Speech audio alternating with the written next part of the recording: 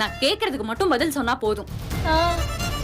எனக்காகவும் சேர்த்து உங்க பையன் கஷ்டப்படுறது எனக்கு பிடிக்கல. நான் என்ன பாத்துக்கணும்னு நினைச்சேன். அதுக்காக தான் நான் வேலைக்கு போனேன்.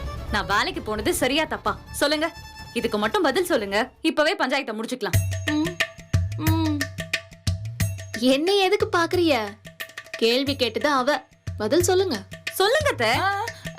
அது தப்பு இல்லதான். அப்போ சரி, அப்படிதானே? அத அப்படியும் வச்சுக்கலாம். என்ன இப்படி சுத்தி வளைக்கிறதுக்கு கரெக்டா சரின்னு சொல்லிட்டு போங்களா அத்தை.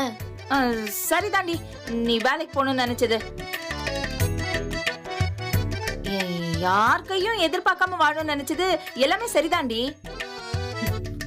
ஆனா சொல்லாம போனது தப்பு தானே? அப்படிதானே? இனி நான் சொல்லிட்டே போறேன். உங்களுக்கு ஓகேவா? ஐயோ, என்னடி இப்படி சொல்ற? மறுபடியும் டியூஷன் எடுக்க போறியா? ஆமா அத்தை. இது விஷயமா உங்க பையன் கிட்ட நான் ஏற்கனவே பேசிட்டேன். அவன் என்ன சொன்னான்? சரி டியூஷன் எடுத்துக்கோன்னு சொன்னான். அப்படியெல்லாம் அவன் சொல்லியிருக்க மாட்டான். நான் சொல்ல வச்சேன். அப்ப மாமா கிட்ட எப்படி பெர்மிஷன் வாங்குறது? அது அத்தையோட பொறுப்பு. சிக்கிட்டியலா அத்தை?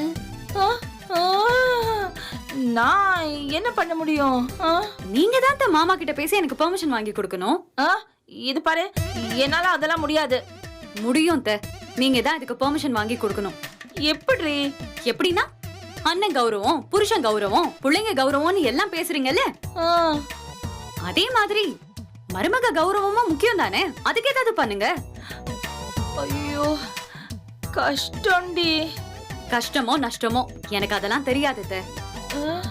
நான் ரொம்ப மனவலியில இருக்கேன் அத்தை.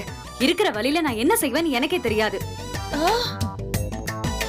நீங்க தான் எனக்கு பெர்மிஷன் வாங்கி கொடுக்கணும். வாங்கி கொடுக்க முடியுமா முடியாதா? ஐயோ அத்தை, அவ பாட்டுக்கு மறுபடியும் வீட்டை விட்டு வெளியே போய் உண்மையெல்லாம் சொல்லிடுறேன்னு கிளம்பிட போறா. சரின்னு தான் சொல்லுங்களேன்.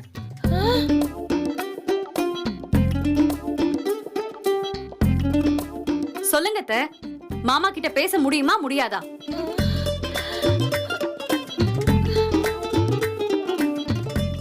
சரி, நான் பேசுறேன். நிஜமாவா? நிஜமாதான். கண்டிப்பா பேசுவீங்கல்ல? பேசுவேன்.